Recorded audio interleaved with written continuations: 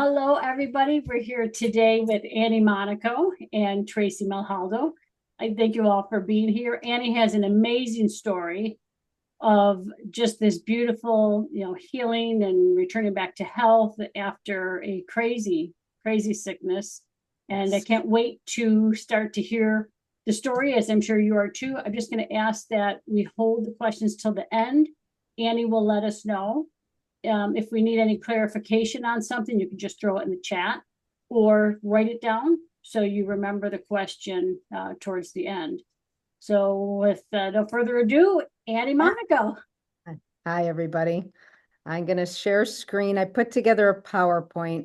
I figured that was the easiest way for me to just get across some things that I went through and make sure I covered everything. So when I was, I was like, I have to have a title for my workshop. And I was like, well, what is it that I'm trying to get across, right? So it's really what I've learned over many, many years is realizing the potential to heal within ourselves, right? And many people have said that phrase to me, and I really never bought into it. Took a lot of things, a lot of people, a lot of healers, lots of good friends just trying to help me understand that that was possible. So I think how I'll start this is really just telling you about my sickness, just so people understand what I went through. So, I want to acknowledge that it's really tough to be on a healing journey when you're sick and in pain. And you just have a lot of symptoms, and those symptoms are just constant reminders of being ill, right? So you're trying to stay positive, you're trying to stay on the right track, but when you have tons of pain and being ill, it's just easy and it's normal to be hopeless. And so it's hard to believe, when people are saying you can heal yourself, you have the ability. It's really hard to believe that we have those healing powers within. And so my medical story starts in 2016. I just started having really significant medical problems with all of my organs. So, of course, like everybody does when they're sick, they start going to the doctor. They go to many doctors, and I have seen many doctors in my lifetime. And it was about 18 months, and just different organs started to have problems. So my pancreas failed, and I have to take special pills for my pancreas. And then my liver started failing.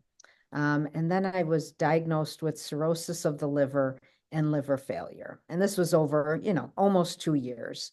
And so every doctor I went to, just said, I don't know why this is happening, and couldn't really come up with a way to stop the progression of the failure. And so, as I'm on this journey of meeting with many doctors, many things are affected. And so, I run my own business. And so I do this with a couple of colleagues. And here I am trying to work and trying to manage life. And, my brain fluid levels are off. And so I remember this one time I drove somewhere, and I arrived at a building, and I looked at the building and I said, I don't know why I'm here. So that's how much my, fluids were off. And I just sat in the car, and I remember calling my husband saying, do you know why I'm here? I just remember this. And so he tells me, right? And somehow I go in the bathroom, I pull it together, I walk in, I do what I need to do for work, and I leave, right? But then I was like, my husband's like, you really can't drive. You don't know what's going on. You don't know where you're going, right? So it was moments like that. And again, you're trying to stay positive, you're trying to live your life, but it's really being affected by the medical stuff.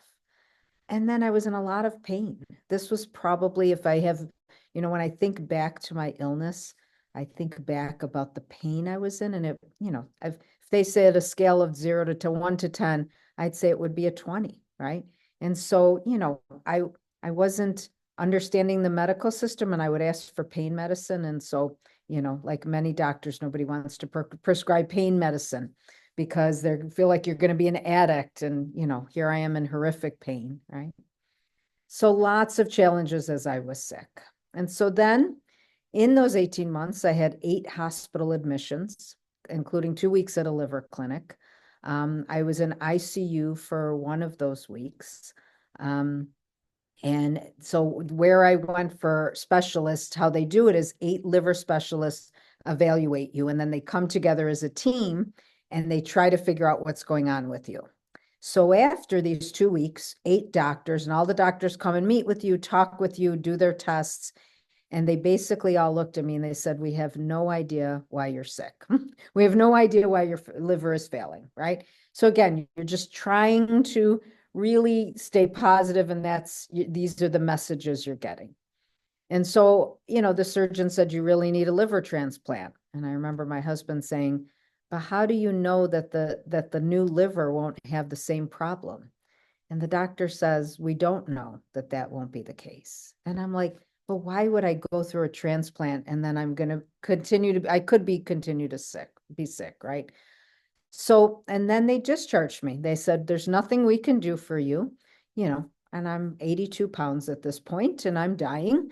And they're like, we don't know what to do. You're going to have to start looking for liver clinics around the country. And good luck with that. And it really was that. I remember the day we came home and I said, so who are we going to ask where to go? Right.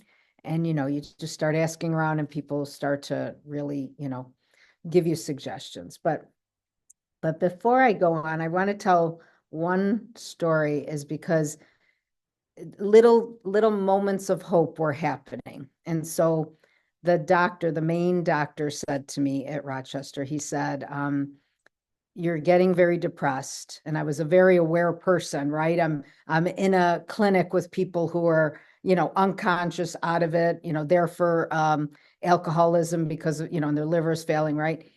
And he says, what do you need to help you? And I said, I need my dog to come here, right? So his residents, there was 8 residents around him, and they looked at him. They went like this to see what he'd say, because you can't have a dog in a hospital that's not trained. And he goes, let her dog in. Now, Renee knows my dog, and my dog to me is my soul dog, right? She just, was brought to me for the reason of many things. And so Greg walked in with her, the next day, and brought her up to the unit, and everybody knew that I was allowed to have the dog.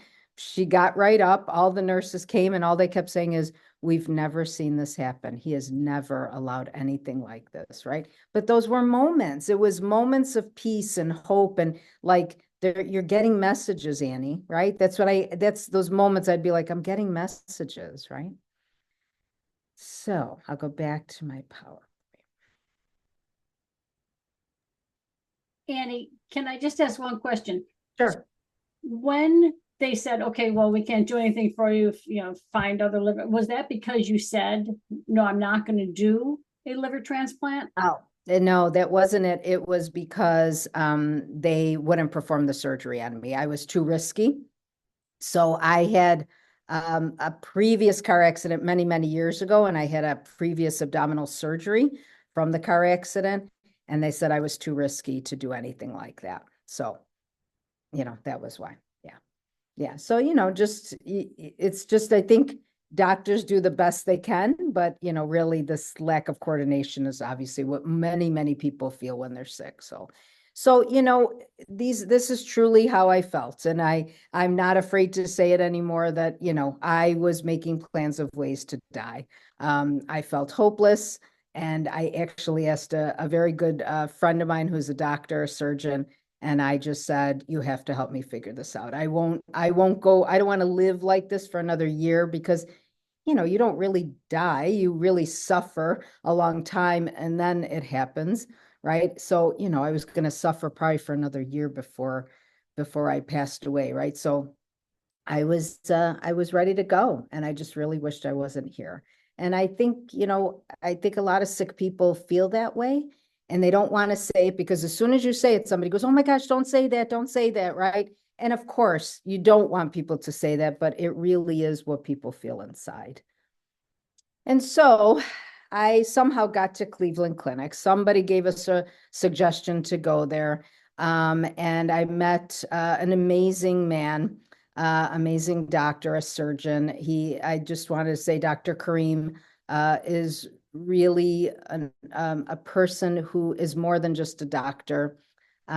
He just said to me recently, I just had a visit with him, and he said to me, my purpose is to do the service of the Lord. Now, I've never had a doctor say that to me. I didn't even know anything about him like that.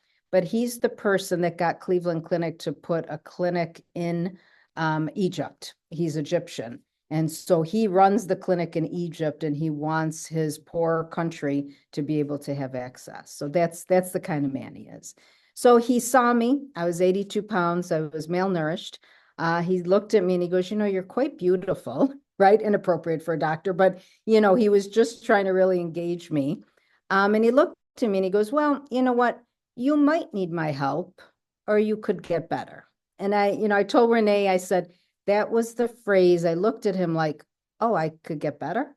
Right? I didn't say it out loud, but I just remember thinking, no doctor ever tells you you're going to get better. Like nobody gives you hope, right? So he wouldn't let me leave the hospital. He said, I will absolutely not let you leave. You're malnourished. I can't do that. I'm hospitalizing you, right? And he put me on TPN. It's a food that's intravenous through a port.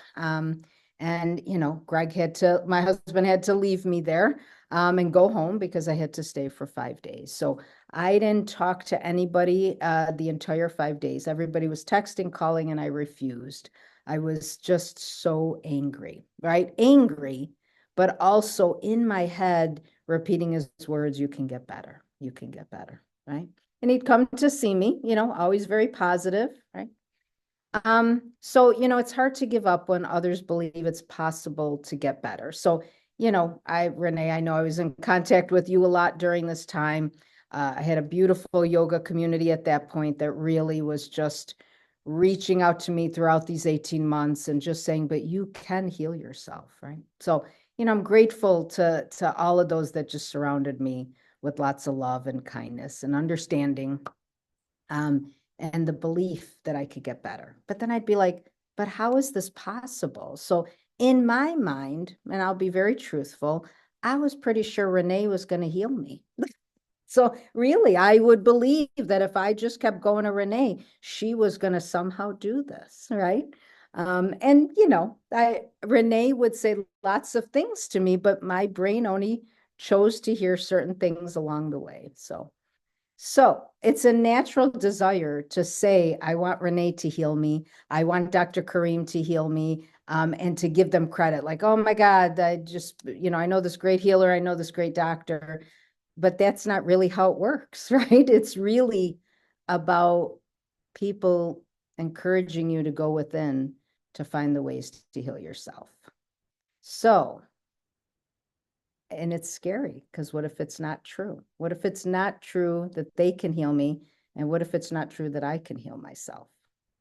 So I tell about these two moments of divine intervention because remember, there's moments along the way that I keep getting messages. So I'm in a store, and for those that are local, I was in East Aurora at a place called Vidler's, and it's got lots of gadgets. I'm sure somebody took me there to cheer me up. And I remember staring at some kind of toy, and I just staring at it, but I was so sad. I just remember feeling that way. And out of the corner of my eye, I see this woman coming towards me, just glowing, right? And I'm like, who is this woman? And she puts her hand on my shoulder and she looks at me and she goes, it's going to be all right.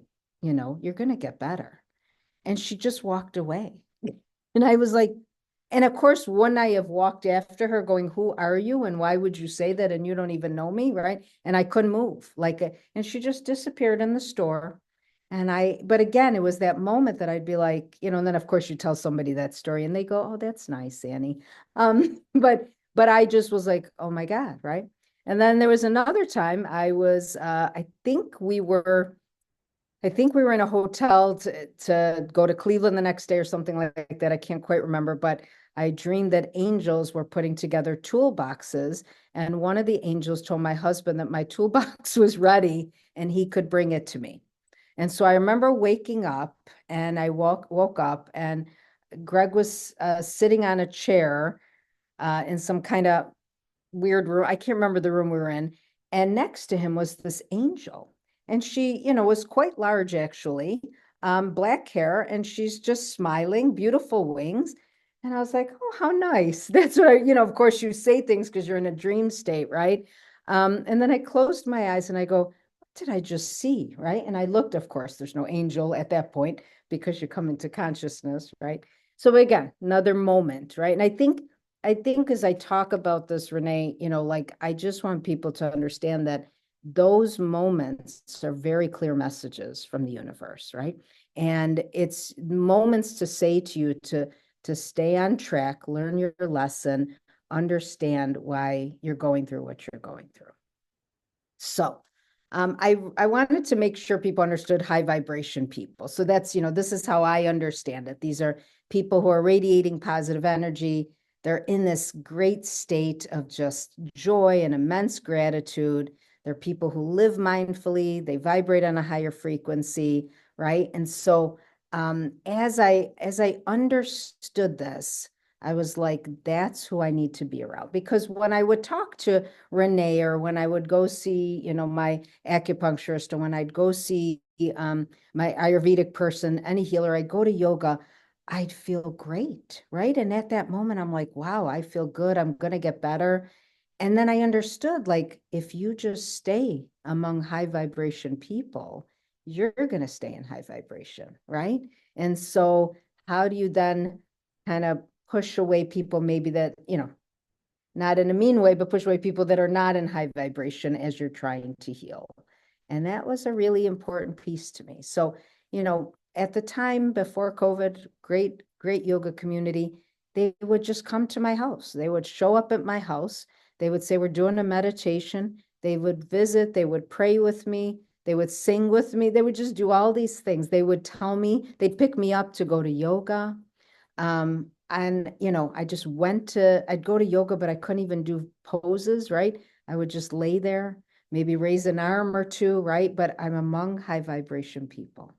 And then I just, at my yoga community at that point had lots of like different workshops going on. So I just would show up and I'd sit there, and everybody knew what I was going through, right? And so, and this is really something, Renee, you taught me, is that my body needs to be reminded of what I desire, what I want, what I deserve, right? Because if I keep being, how do I say it? Like if I keep in a place of sickness, then my body goes, oh, you want more sickness, right? And so, just something that really, really came. So I don't want that life, but I want this life. So I remember thinking, I'd say out loud all the time, I'm not a liver transplant recipient. I don't know why I would say it, but there's nothing wrong with that, because many people get it and they live for many, many years. But I was like, but that's not my life. That's not what I want. I don't want to spend years going back and forth and getting things checked. I just didn't want that, right? So I got released from Cleveland Clinic. I was on a feeding tube. How exciting. And, my husband had to change this feeding tube every day, and I had to carry it on my back. And I had 60 days that I made a decision that in 60 days I was going to heal, because they were prepping me for the transplant.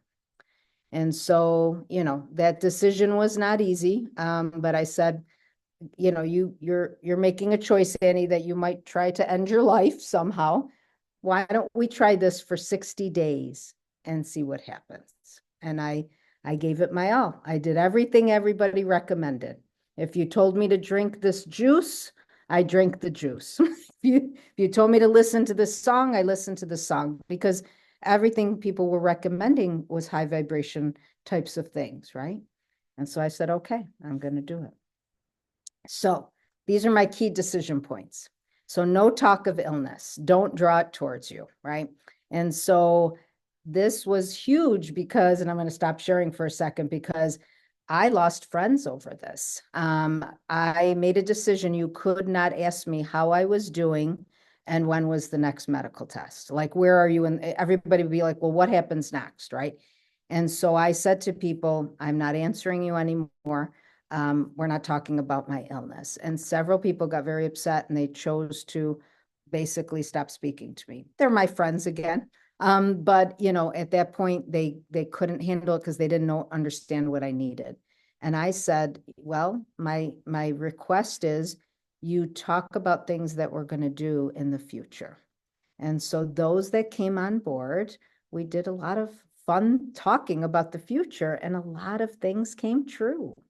So I'll talk about that in a second. So then it was visualizing the future self. So this was things like, Greg and I wanted to go to Italy. My parents are Italian.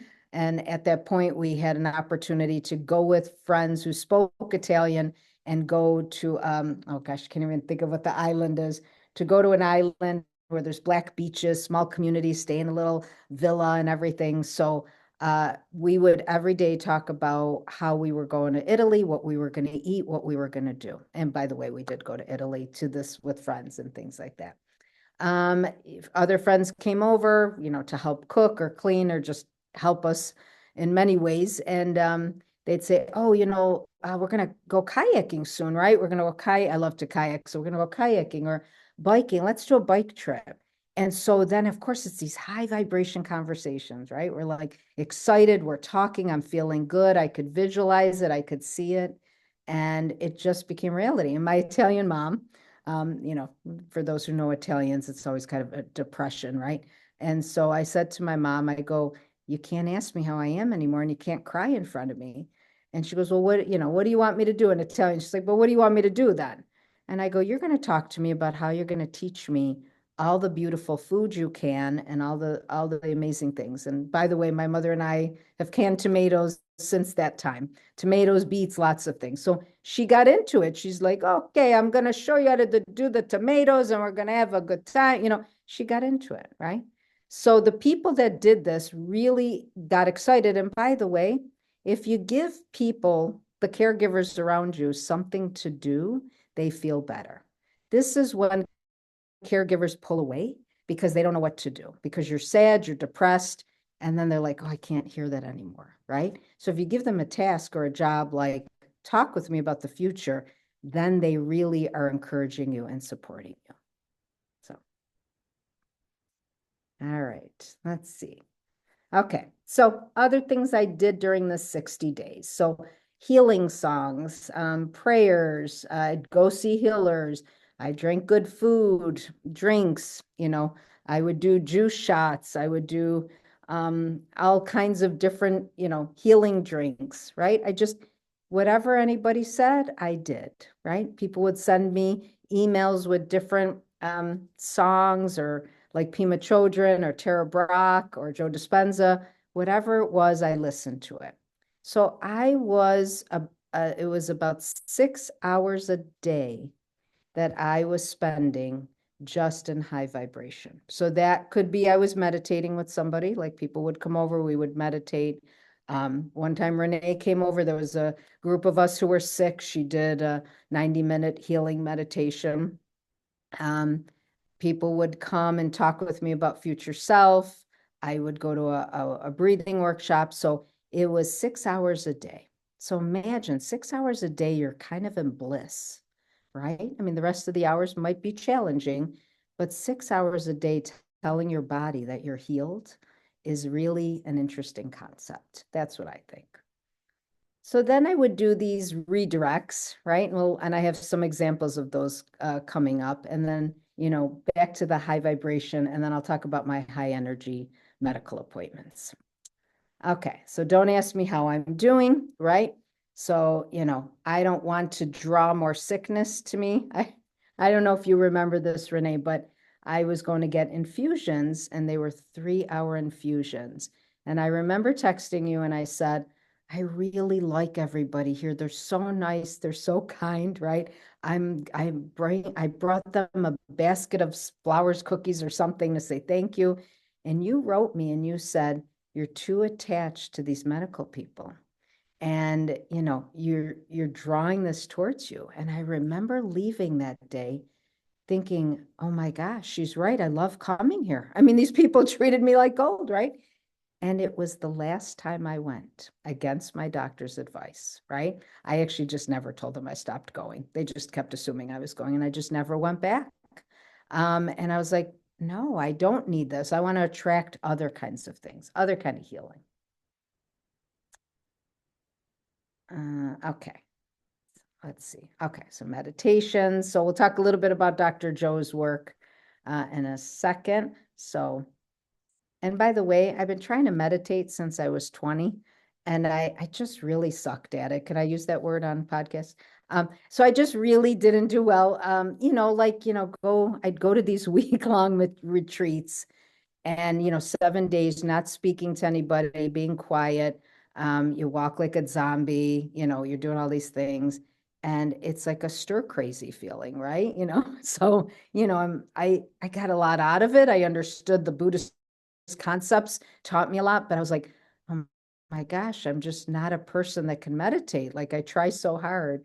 And that's when I really switched to meditations that people are talking. So, like, I've gotten a lot of different meditations from Renee. You put me to sleep last night, Renee. Like, I listened to something that, you talk for 30 minutes. I'm sleeping as I'm hearing it, right? And I realized that those are easier for me as a way to get more connected to universal energy.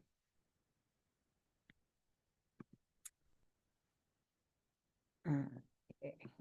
All right. So the future, right? The future. I said, yes, I'm going next exit. That's where I'm going. That's what I wanted, right? So here we are. We're talking about the future.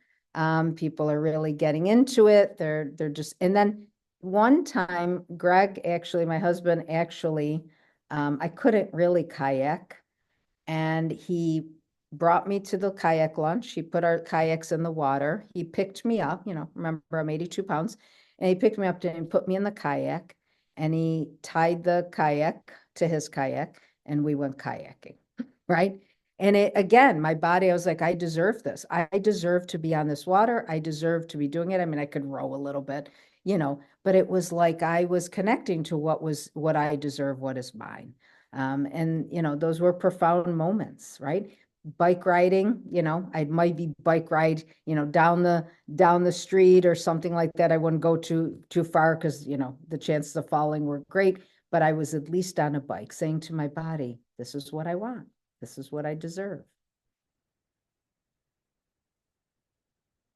Okay. So Renee Mussachio's conscious redirects many times a day. I was up to about 200 times a day during the 60 days. So, you don't have a lot to do when you're sick, right? And you can't really work. So I would just walk around the house and say these things, we're in perfect health now. Thank you, it's done. Cancel.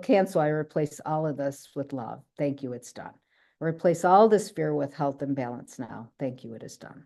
I choose to remember my wholeness now. Thank you. So I have lots of these. I have, everything Renee texts or emails I just save, right? Because then I go back and I look at these things. So these were additional mantras, and these some were things people, hold on, I just want to make sure. Yeah. So, these were things that Renee would say or other people would say, and I would just say, I love my liver. My liver is working well. I'm worthy to receive. I let go what does not serve my highest good. Right. So again, if you're saying these things over and over, you're gonna be in a better place. Right. And I will be honest, everybody, doesn't mean outside of those 6 hours, I'd fall back into sadness and depression, but it was less. I was able to redirect myself to feeling positive. So, and I think that's an important piece, is that I don't want people to think that those 60 days I walked around in bliss. For many hours I did, but there were many hours, I looked at myself in the mirror and I was ill. I mean, you can't get away from that, right? When you're looking in the mirror and you're like, but it would be easier for me to get back to a place of feeling better, more positive. Annie, can I just Yeah, ask sure.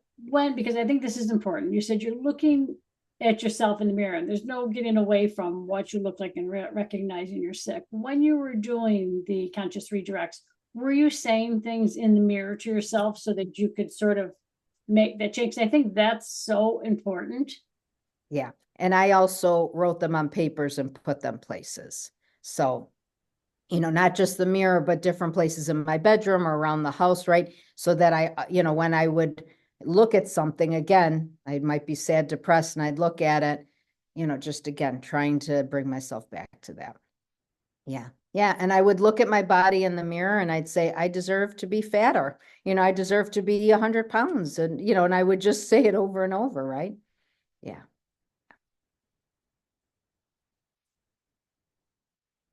Okay. So hold on one second. This is blocking. Change your thoughts, change your life. 60,000 thoughts a day. Okay. So the whole future self concept, it's been introduced in lots of different ways to me. And so I remember my yoga instructor came to my house and said, um, you really you need to consider doing Dr. Joe's work, right? It's about the future self. So that's what I really embraced. He taught me what to do, and everything I said to you, I just kept talking about the future. But then, this really happened more towards I got better as I started to really look into Dr. Joe's work and trying to understand it better. So, this is some of his words. So I don't need to read all of it, but basically, you know, you're having the same thoughts every day. So if every day I say I'm sick, right? Then your body goes, oh, you're sick, right? So, if you say I'm well, then your body goes, oh, yeah, you're well, right? So, and also I really learned that the more negative thoughts I have, and I think everybody can agree with this, the more negative thoughts you have, the more challenging your day is, right? Like more bad things happen. And I can see it so clearly when I fall into that, right? And then when I'm positive and challenges happen, I remember, yesterday I was really on top of the world. I'm like, I'm so excited, I'm positive. And then something happened with my family, right? But I was handling it pretty well, right? I wasn't going to that place of like, oh my God, here we go, get right. Like I was like, no, I can handle this. This is just part of the journey of life, right? So if you have the same thoughts every day and you don't do anything to change that, then you're going to have the same experiences, the same emotions, right? So then it creates your personal reality. It creates who you are. So why not try something different, even if you don't believe it? So I wanted to just put things that I did during that time because I know people might be interested, right? Karen Drucker, I believe Renee was the one that turned me on to Karen Drucker, but she's an amazing singer, and I guess most of her songs are really for women. But I listen to her in the car. I just, they're heal, hold, and healthy. Um, Thank you for this day. I mean, she just has beautiful music that's very uplifting. So, I'm not a big music person. So, when I like somebody, then I just tend to stick with that. And then, just these are just different things. But, in our local community, if you're local, I've done sound baths, salt caves, crystal bowl healings. I've done different types of yoga. And then I also got into Qigong by Robert Pang. And this actually happened a little bit before I was not well. And so I went to a 7-day retreat with Robert in Costa Rica. And that was my first introduction to Qigong with him. And I've stayed with him, like we're doing his program all over again right now. And I love the movements, I love the pattern. But, after 20 minutes of doing his Qigong, I'm like, wow, I feel great. Right. And again, it's 20 minutes, and this is what I say to people, like doing just little things every day can really shift you. I do scents, I do diffusers, I do different things like that. I have a Tibetan bowl that I ring. I chant. So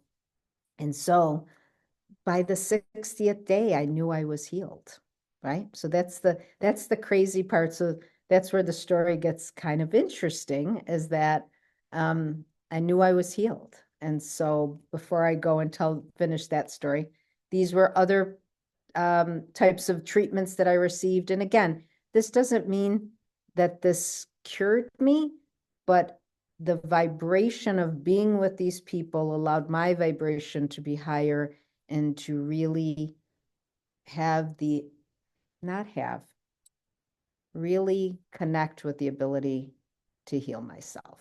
And so, that's really, when I look back now, all these people were really trying to say to me, but you can do this, right? and I guess I should upload this PowerPoint. I'll have to give this to you, Renee. I just realized, I don't know if you can upload it with the Zoom meeting. So, and I want to talk a little bit about the anxiety because the anxiety of what is to come, the fear of what is going to happen, the dread, the hopelessness. If I don't want people to think that I wasn't anxious that whole time, other than close to the 60 days when I knew I was healed. But, intense anxiety. And what anxiety does is really what I believe is make you sicker, right? Because you're just consumed with fear and worry.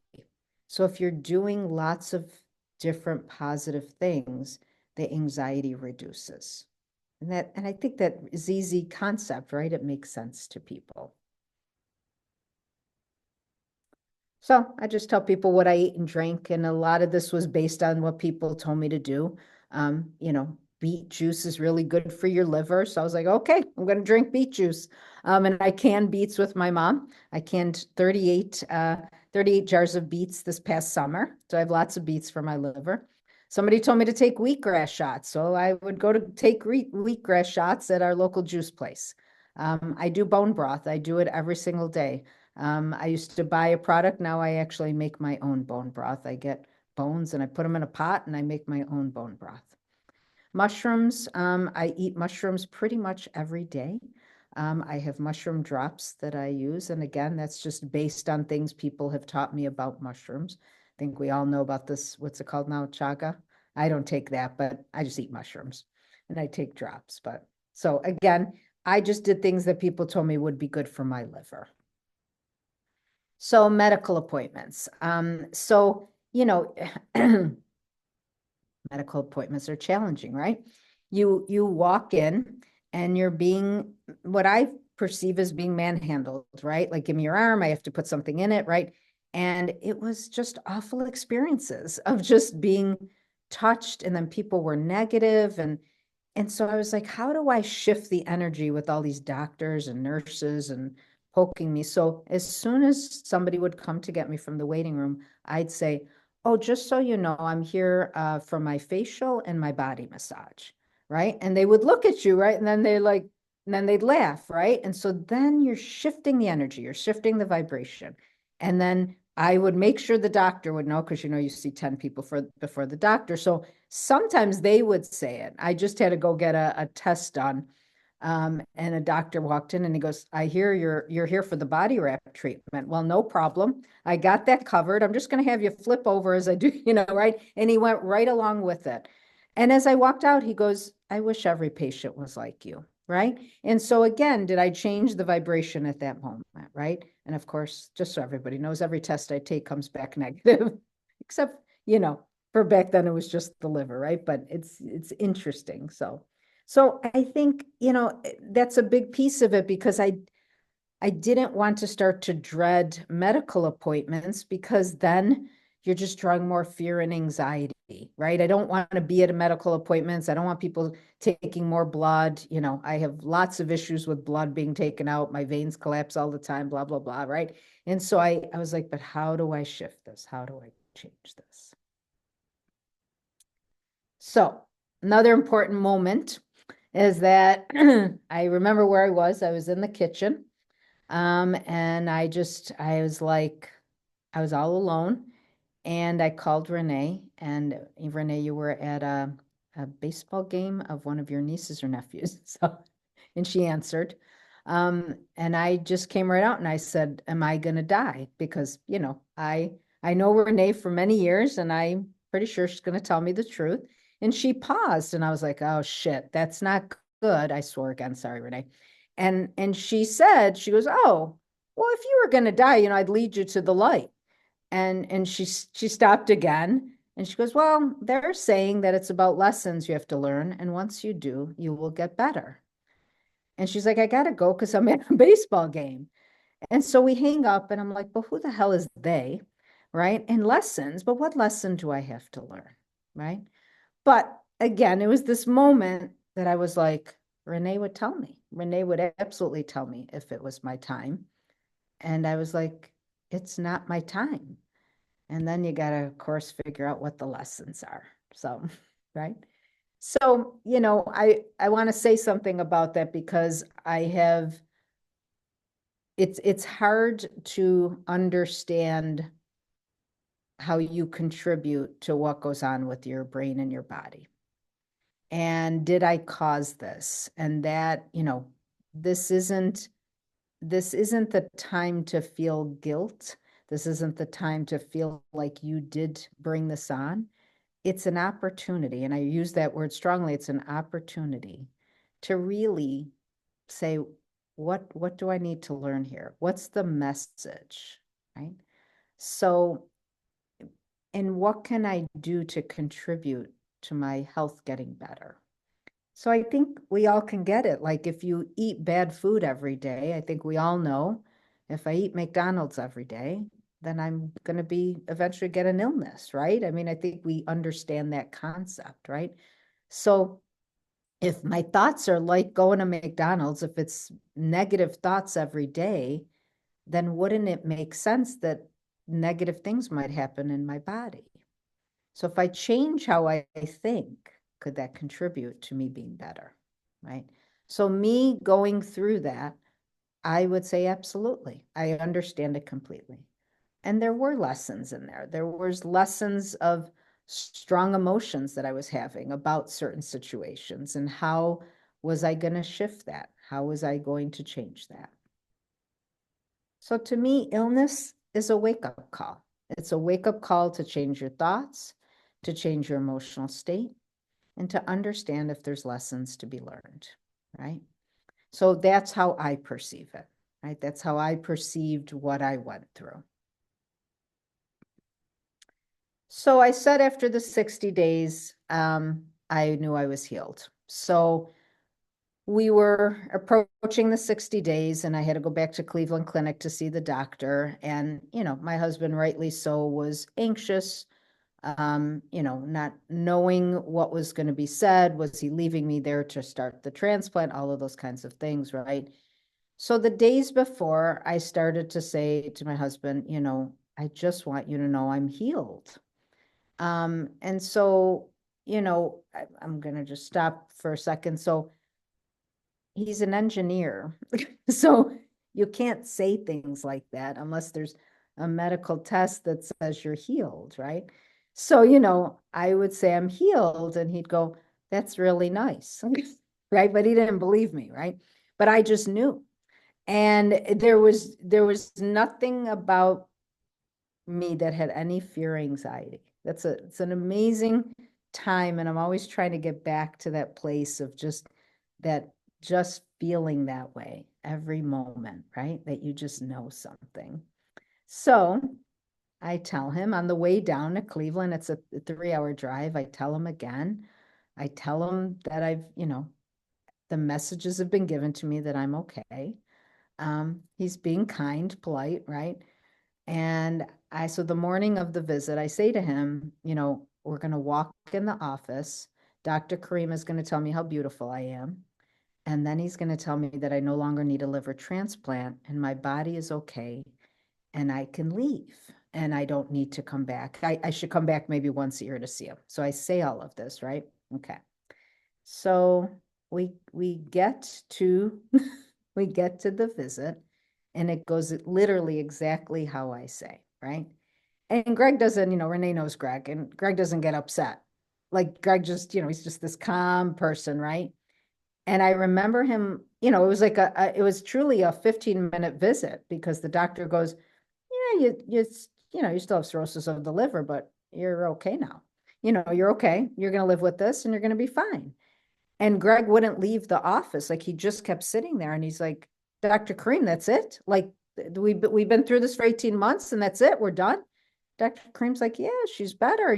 Maybe come back next year to see me just to, follow up. He's like, next year, right? So, he's walking out of the office and he's mad, right? Because none of this makes sense to him, right? And he's like, that's it? This is it? We're done? And I go, we're done. I don't have to come back here.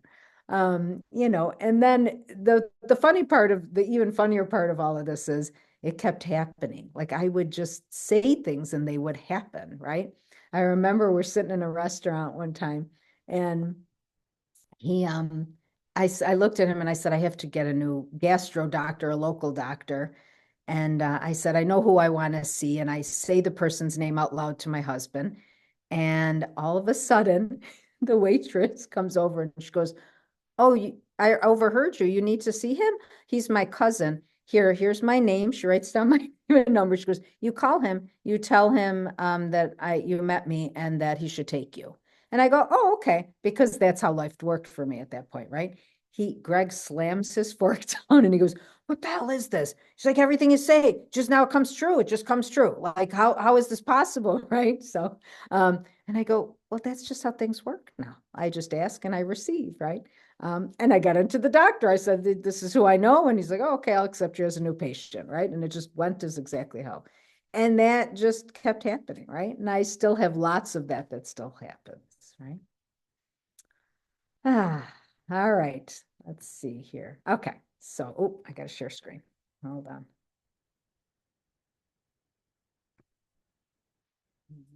It's the PowerPoint. Sorry about that.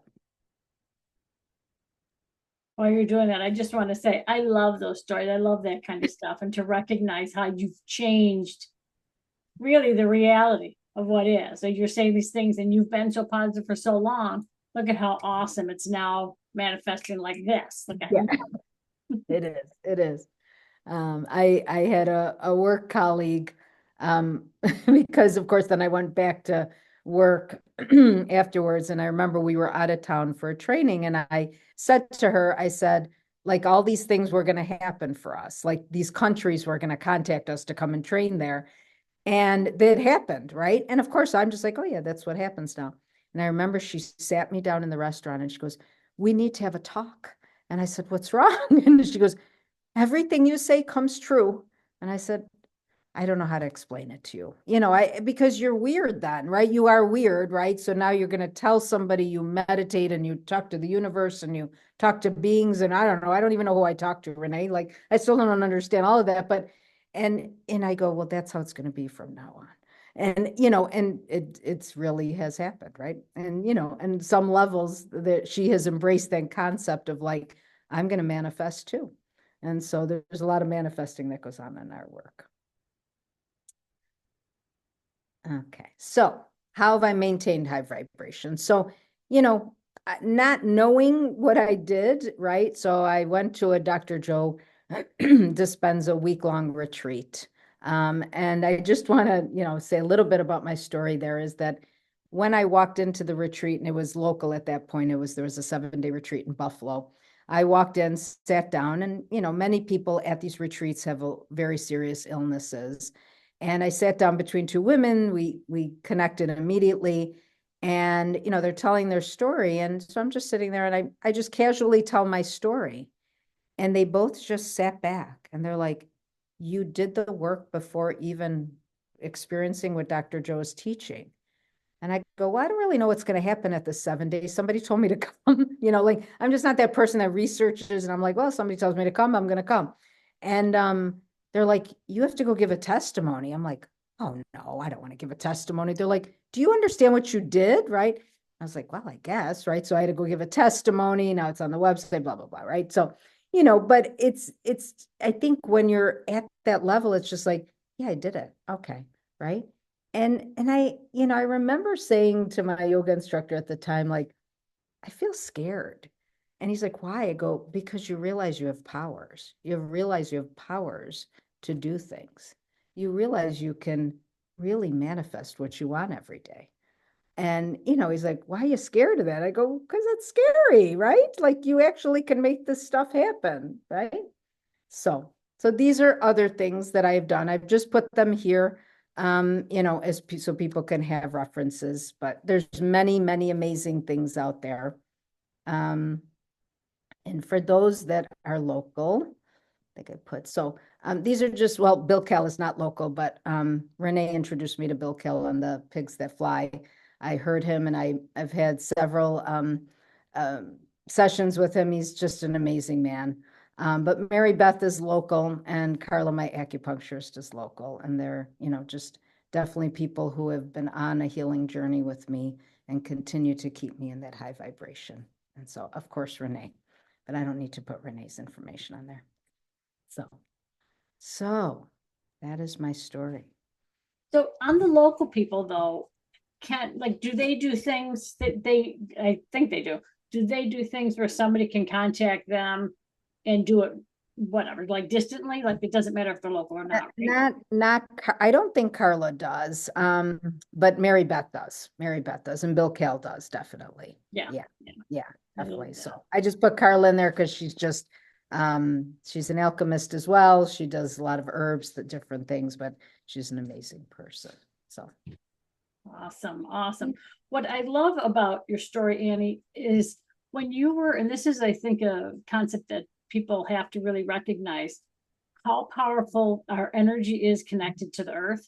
Like when you were going, like, kayaking and biking and just being outside, how you were gathering that beautiful energy from Mother and Father Earth as well, which really has a huge healing property for us because it really starts to awaken up things within. And I'm sure you felt it because you're a very outdoorsy person. yeah. People told me to go hug trees, so I hug trees. I'd go out in my backyard. Our neighbors are like, "Oh, there's that wacko again, hugging the trees," right? I'd be, because somebody told me to do it. I was like, "All right, I'll hug a tree," right? Walk grounding. People told me to walk barefoot. I walked barefoot.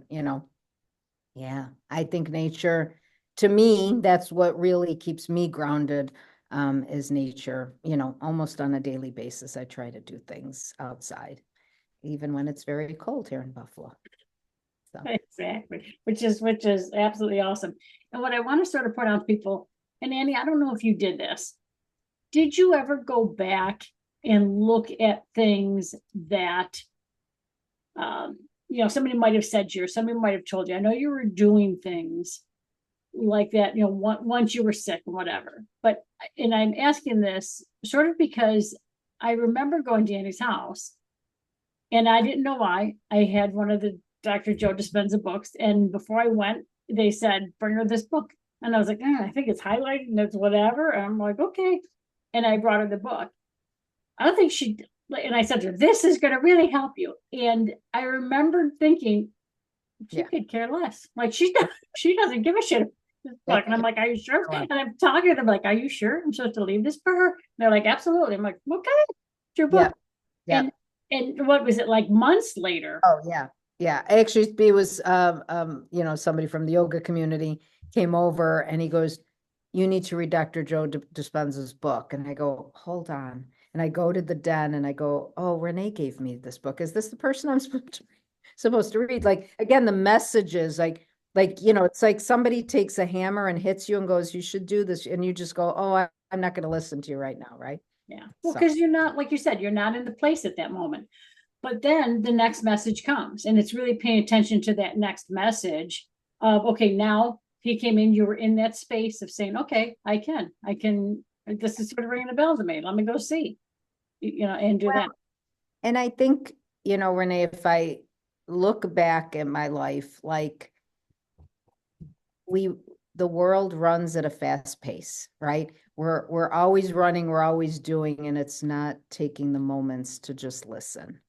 And so I think if I look back at the last 25 years, like I just didn't listen, chose not to stop and just hear what messages were being given, right? And so, I think that's an important piece. Like I just keep trying to, I don't want to say slow down my life because I'm not a slow person, but just listen, right? And so if I hear a message, maybe I don't push it aside anymore, right? Mhm. And I think too, when I run at a fast pace and don't listen, I've gotten other medical things. And it's like, and now I go, oh, I'm not listening again. I don't go, oh my God, another medical. I just go, I'm not listening again. Right. And they, another weird occurrence, but a psychic ended up sleeping at my house. That's too long of a story that I didn't even know she was a psychic, but somebody had to stay at my house from one of my trainings. She's a social worker and she came in and, she goes, just so you know, I just came out as a psychic. And I keep getting these readings about you. And I'm like, how is this? Again, another, like, here's the hammer, like, Annie, you're going to listen. And she says to me, not knowing me, truly didn't know me other than as a professional. And she said, the message is you're going to keep getting sick. if you don't learn what you need to do next in life. Right. And I was like, oh my God. Like, and I go, you know what I said to her? I go, tell them to shut up and stop making me sick. And she goes, yeah, they said they're not going to until you listen. And I was like, oh my God, right? So it's again, moments, and I can laugh about it, right? But, at the time, it's not funny because I was in pain again and something was going on. But, Yeah. If anyone has any questions, please feel free to, raise your hand or unmute and, ask the question or comments, whatever it is, please feel free to do that. Tracy, did you have something to say? I did. I wanted to jump on the noticing all the signs and the messages that what I think I started doing, and it's so beneficial and powerful, is to actually claim it as a miracle. Like not only to notice it, but to claim it. And I'm talking about the smallest things, the flower outside blooms, and isn't that miraculous? And a cute little puppy, whatever. And so, and it would just be days that I would notice, like, life is so amazing. So many miracles. And all of a sudden, it's that energy follows energy, and your life becomes miraculous. And then you get more messages and more signs. And, I'll admit, do you stay in that place? Usually not, if are a human in this life. But I love to hear as well the stories about the signs. I call them drop-in angels, the divine intervention, and to not discount it or to downplay it, to upplay it. Like that was so miraculous. That was definitely a drop-in angel. So I really love that you touched on that, and I think it's so powerful, and fun. That's that infusion of fun. And I'm just going to say, we're speaking of illness, but any challenge in life, any looping patterns, like every bit of information you gave is so impactful. Even if you have an illness, but you're also having financial problems or relationship problems, um, every single thing you said, you could apply to any challenge. So very true. Yeah. Absolutely. Thank you for clarifying that because I think that is important. So for me, the messages get given through medical, but for other people, could be through relationships or finances or, other things. So yeah. Yeah. Thank you. Hi, Paige. I do have a question. Hi, Annie. Hi, Paige. Your story, although I've heard it several times, today it just blew me away, and I'm just vibrating so high right now. Yes. My question is for both you and Renee. When you heard the message, Renee, about they say that you have lessons to learn. There are different schools of belief about that. For instance, like Abraham, Esther Hicks will say there are no lessons. We're not. This isn't a. And but I also feel through my life that things have been lessons. So I just wondered your thoughts about that. Go ahead, Annie. You want to take it first? Oh, I just don't know what you taught me. And I think changed, I'll tell you that, but go ahead. I think it, I don't do a lot of reading and I don't do a lot of searching of information. And so it's really how I live is how things vibrate. So if somebody says to me, maybe the illness is a message, if it really doesn't click for me, I won't accept it. I won't take it. So, and I think just that I really had to come to that understanding. I believe people have said that 2,000 times to me, and I really just didn't listen. And I think one day I was just like, but what if I do change my thoughts and feelings about this particular matter? Will things start to shift for me? Right. So that's where I come from. I don't come from reading, I know Abraham Hicks, I know something about it, but I don't really read about any of that. And I find that sometimes it's not that it's not helpful to me. It's like I just have my own thoughts about something and I just go with it. So anyways, Renee, I'll turn it over to you. That's perfect. I really come from a point of, to me, we're just here for experiences. That's it. But if I get a message that the wording for that person is lesson, that's what I use. So I think it just, page 4, for me, I'm always, okay, it's just like everything is just up. That's what I'm here to experience. Okay, there it is, what it is. But many times I will get wording that I wouldn't use for me, or that, I wouldn't describe something. And for Annie, the way that at that time in her life was, they were saying these are lessons that she has to do. She has to learn to slow down. She has to learn to, stop putting everybody else first, all those things. So I think it's just a matter of we're saying the same thing, just using different wording. Mm. Mm. So, for if you're Paige, you're doing that, like, what, I'm just here to experience these things, do it. And if all of a sudden you're hearing, well, this is a lesson, maybe it really is something that's coming forward from another aspect of you that says, oh, I need to learn lessons, because we got so many pieces and parts inside. Does that make sense? Yes, it does. Thank you so much. Yeah, I love your background, by the way. Oh, thank you. Yeah. And one of my lessons really was learning not to be angry about particular things, particular people, right? That's a big lesson, is just, people who you perceive hurt you or have hurt you, right? And holding on to that. And if I really am 100% honest, that was the lesson back then, that, it's just, people are on a journey, right? They're on a journey themselves, and maybe they're just going at a different pace than I am. And so you have to accept where people are at. But, it very rarely has something to do with me, why people act the way they do, right? And, that's just a big lesson to learn. I'm not causing this, but I also can make the choice not to be around people that are not in high vibration. And that's been a big thing for me, in an Italian family, you don't, at least in my Italian family, you don't cut people off. That's just, my mother was never of that belief. And she's like, you forgive, you connect, you stay. And I really bought into that. And then one day I was like, I don't really have to do this, do I? I don't have to be mean about it. I don't have to be, I don't have to make announcements that I want nothing to do with you. I just don't have to be around you, because it does lower my vibration. It really does. And I've accepted my sensitivity around that, and that's okay. Yeah. I love that. And you're right. It's so difficult, especially with family. There's Yes. so many people, like when I used to have people one-on-one, there were so many that said, well, I can't just come up there to my family. Yeah. And, and I'm of the thing of like, okay, if I know that this particular person in my family that, I see on occasion or whatever, or they're inviting me to things, I'm not going, because I'm not going to step myself into that vibration and Yeah. pull down, because it really does, from an energetic point. When I see that from energy, you literally see these like hooks into you and like pulling you down. And it's Yeah. like, why would I continually have to cleanse and clear myself? It doesn't make sense. And if you continually put yourself in there, you're not making room for the high vibrational people. Yeah.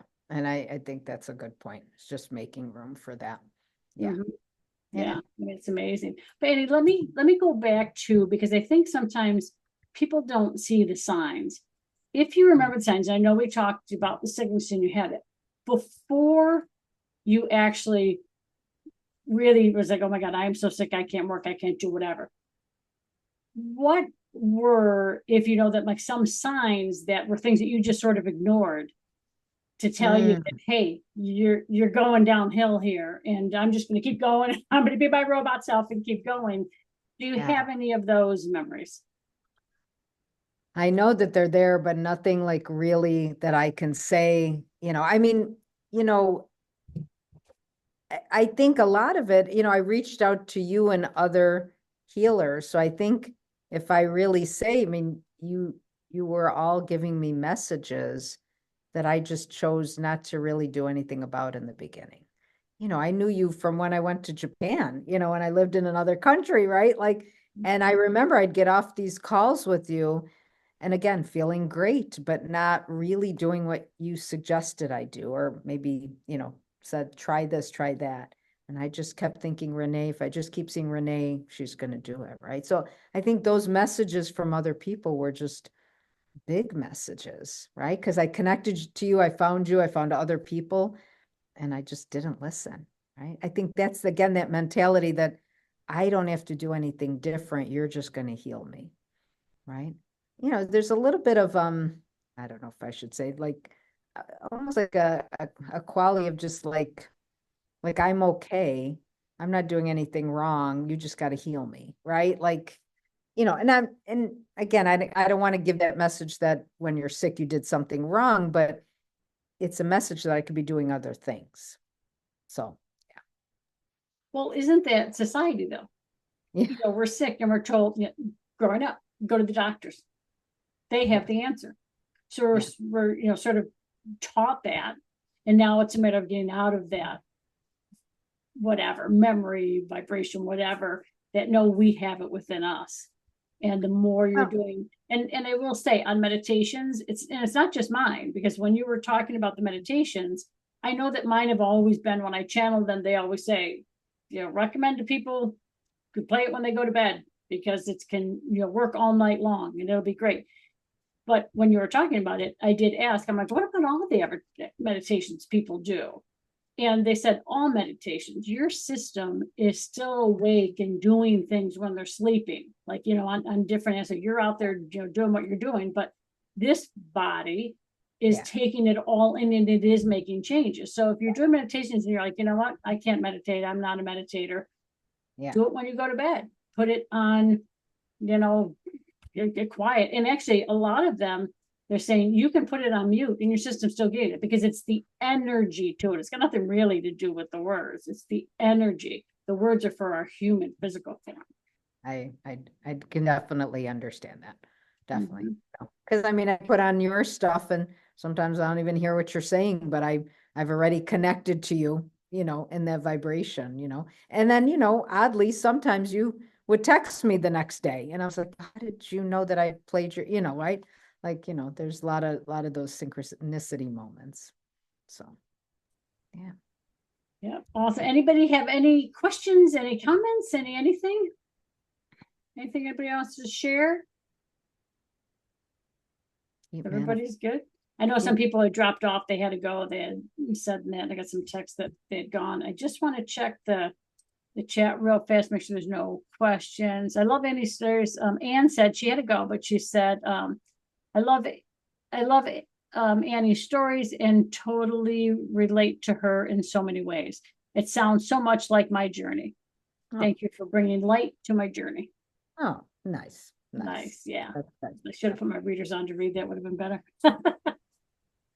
Can I just share a few more? I was kind of taking notes, Annie, when you're talking, a couple of the things that I love, just to put a, bullet point exclamation on them. One of the things I love that you expressed, kind of you said, whatever anyone did, I tried. And I really took that as you saying, I'm all in, like I'm all in, not necessarily that this is going to be the thing that heals me, but I'm going to do it all, because that's how committed I am. I'm that convicted. So I loved that was your, kind of your come from your energetic expression. And kind of I'm watching people, and this is going to sound extreme, but I almost consider people lucky when the doctors don't have answers, because then you are forced to, and I've had some tests run in the past, and, they always say I'm a medical enigma, like everything's negative, which is awesome, because then you do go within and you do start having conversations with your body. And then, and I'm only reiterating what you had said, maybe in a different way. And then you choose what you want that reality to look like. You had mentioned, do you want to be going to doctors and having tests? No, I would rather be going to yoga and doing juices. Yeah. And I think that's awesome. And it's amazing that you, in a way, you chose your reality. Now, maybe a doctor saying I can't help you was the catalyst that got you down that path. But yeah. Still Another divine intervention. Somebody saying I can't, it's true though. You think about it, right? Yeah.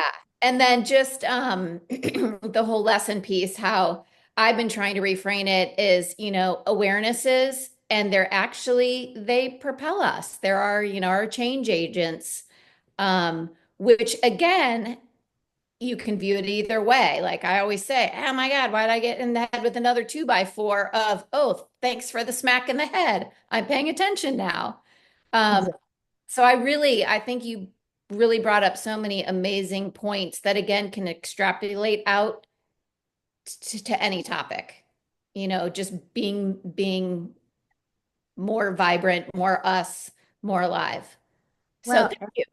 and I want to add something to this because so three women when I was healed, three women were referred to me, meaning they had the exact same symptoms as me.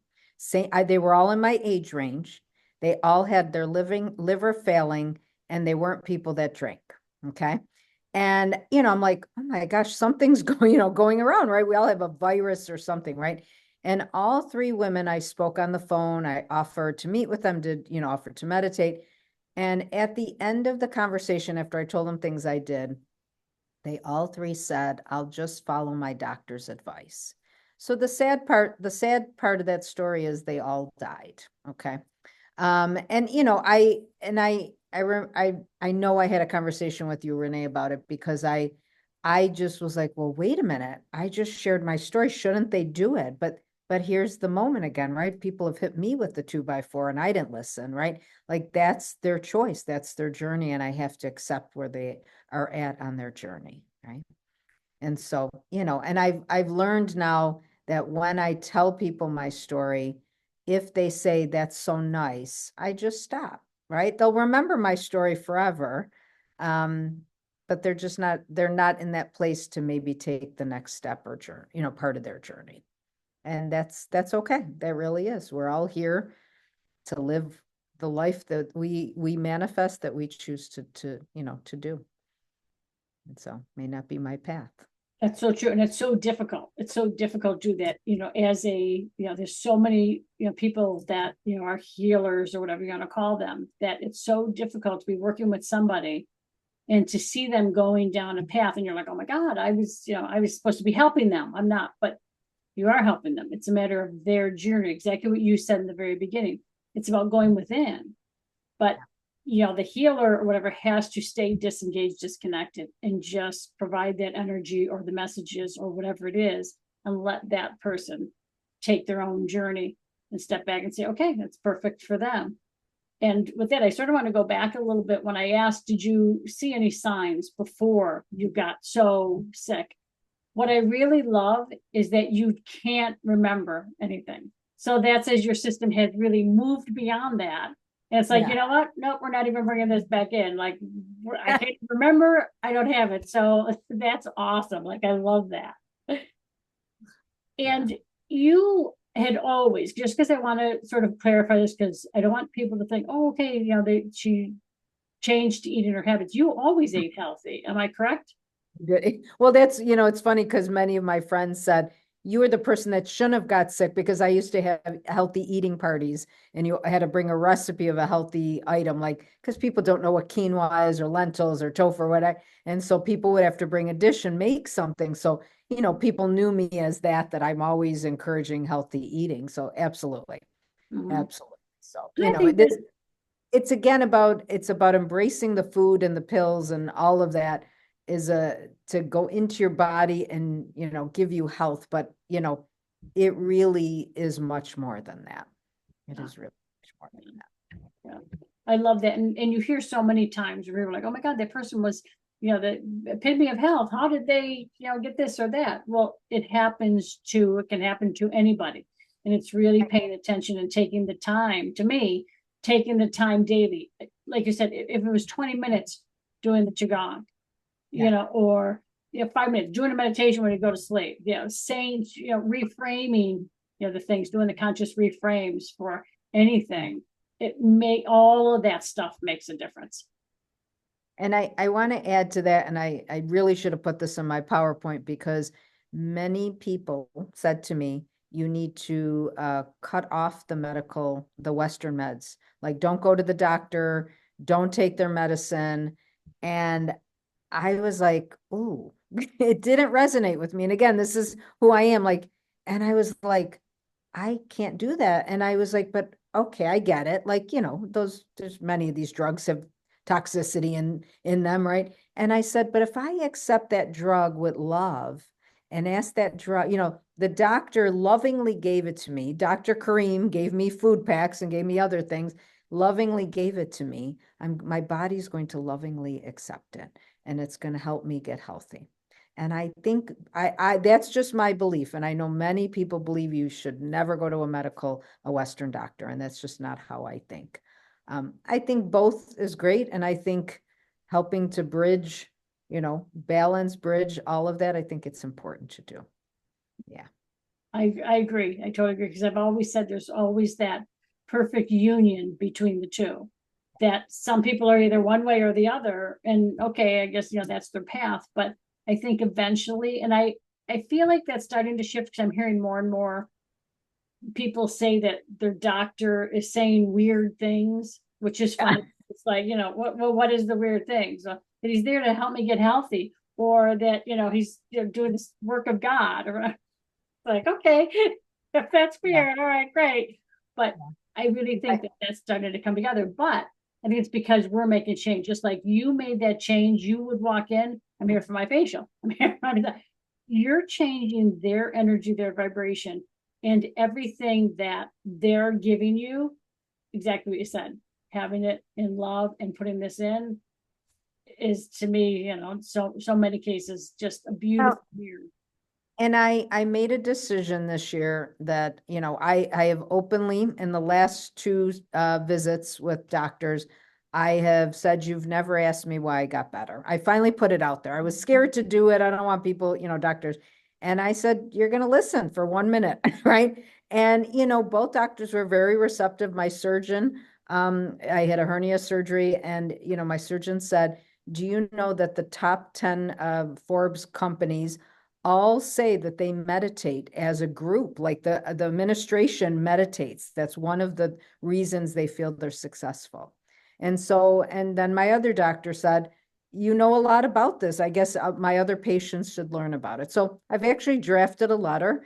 I spent a lot of time on it, and my decision is that I'm going to mail it next week. So what are they going to do? They're going to read it. I gave them some resources, and they'll do what they want with it. Maybe again, it's their journey, right? You get something in the mail from one of, and they love me, right? They know who I am.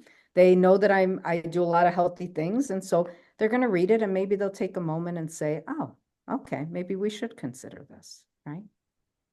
So, Exactly. moments of impact in their journey. So exactly. We got a heart from Susan. Yes. And actually, and I'm gonna give you, wait a minute. I gotta remember how to do that. I'm gonna give you these. Oh, thank you. I have to remember how to do them. Never, Oh, you're right. Anybody else? Any comments? Anything? Annie, I can't thank you enough for this, and I'm sure this is going to reach a lot of people that need to hear it, and they'll take their journey on it. But this is such a phenomenal story, and you've done so much, and I'm so glad you're still here with us in life. Wouldn't let me go. You could have said, I'll bring it to the light. Like, could have went on. I'm hearing it's pretty good over there wherever I'm going. So exactly. Nope, you got, well, because I'm sure you had to also go through that to help people understand. Go ahead, Paige. Yeah, I just want to say, Annie, you have no idea how many people that you have impacted, because you also have a testimonial on Dr. Joe's website or YouTube channel. And I know I personally have sent it to so many people. So this interview, I hope, goes far and wide, because it's so much more in depth, and there's so much power in what you've done. So I just want to thank you for sharing this story again, and even more in depth, and you have no idea the ripple that you've created in this world. Thank you, Paige. Thank you. And I believe in I'm going to say this nicely, but I'm not too woo-woo, right? Like I'm not I don't even read about all this stuff. Like, people say the Palladians. I'm like, what is that? I don't know. I don't even know what these things mean, and I hope that that does reach people, because I think, sometimes I've heard talks and I'm like, I don't even know what these people are talking about. Like, right? Like, but it's really about, what are you noticing inside? What are you hearing? What are you feeling? Can you stop and just do that? And we all can do that. Yeah, we definitely all. So thank you, Paige. I appreciate that. Thank you, Renee, for Yes, hosting thank me. you. Yeah. And thank you, Paige, for saying that. Because as you were saying that, I was getting my chills. Because I was like, not only the story, Paige is right. Like through your whole life, you've touched so many people with just everything that you do. And you've made such a huge difference. So thank you. Any ending or anything you want to tell people that you haven't already to end this? Oh, I would say who I am really as a trainer in my professional work is that you get off this recording or call, and you make a decision to do two things that I recommended. And they could be what I recommended or a version of that, right? I always say to people, create yourself. You don't have to do what I do, but you could take and create and do something that works for you. So, because it's kind of like the book on the shelf. I read a book and I could go, that was a really nice book. It's a self-help book. It's great. And then I don't do anything, right? But can I make a choice to do two things that are different, right? And then, if you fall off from doing those two things, you get back on, right? So I think to me, that's what's most, or that's how I live. If I fall off from Qigong, there was months that went by and I said, okay, then just get up and go back and start it again. And I'm like, wow, I feel good. Right. So, yeah. So that's really my ending, is just take step forwards. Even if you fall back, take step forwards. Excellent. Excellent. Thank you so much. Thank you for being here. Thank you everybody for being here and all that are listening. Have an awesome time creating your day, everybody. All right. Thank you. Thank you. Bye.